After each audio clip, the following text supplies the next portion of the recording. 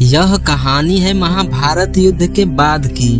पांडव कुल के अंतिम सम्राट जिनका नाम जनमेजय था, जिन्होंने पृथ्वी से सांपों का अस्तित्व मिटाने का प्रण लिया और एक विशाल सर्प यज्ञ करने लगे। इस यज्ञ कुंड में दुनिया भर के सर्प अपने आप ही हवा के माध्यम से गिरने लगे थे। लेकिन पांडव कुल के अंतिम सम्राट जनमेजय को ऐसा क्यों करना पड़ा था, चलिए जानते हैं। महाभारत युद्ध के बाद कुछ सालों तक पांडवों ने हस्तिनापुर पर राज किया, लेकिन जब वो राजपाट छोड़कर हिमालय जाने लगे तो राज का जिम्मा अभिमन्यु के पुत्र परीक्षित को दे दिया। परीक्षित ने पांडवों की परंपरा को आगे बढ़ाया, लेकिन यहाँ पर विधाता कोई और खेल खेल रहा था। एक दिन मन उदास होने पर राजा परीक्षित जंगल में शिकार खेलने के लिए गए। शिकार खेलते खेलते वह ऋषि समीक के आश्रम के समीप से होकर गुजर रहे थे।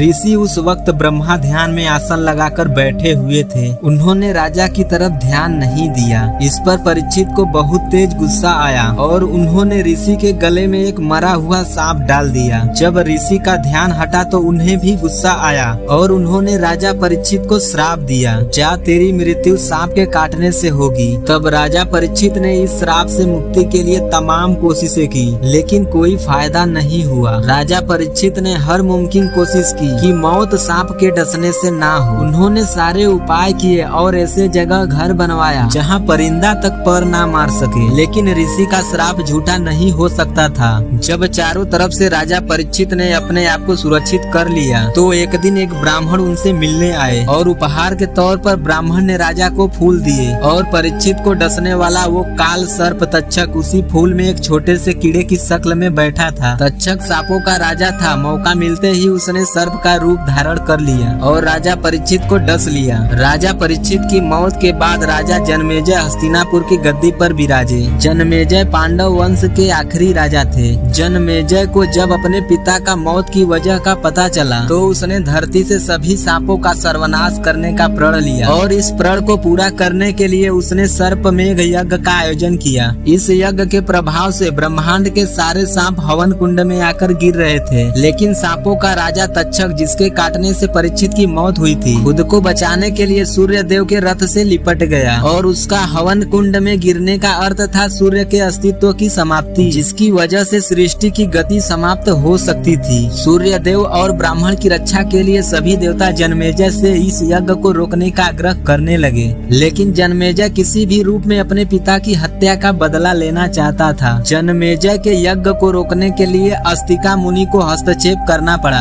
जिनके पिता एक ब्राह्मण और माँ एक नाग कन्या थी। अस्तिका मुनि की बात जनमेजय को माननी पड़ी और सर्पमेघ यज्ञ को समाप्त करना पड़ा, नहीं तो आज तक्षक नाग दुनिया भर में कहीं भी देखने को नहीं मिलते।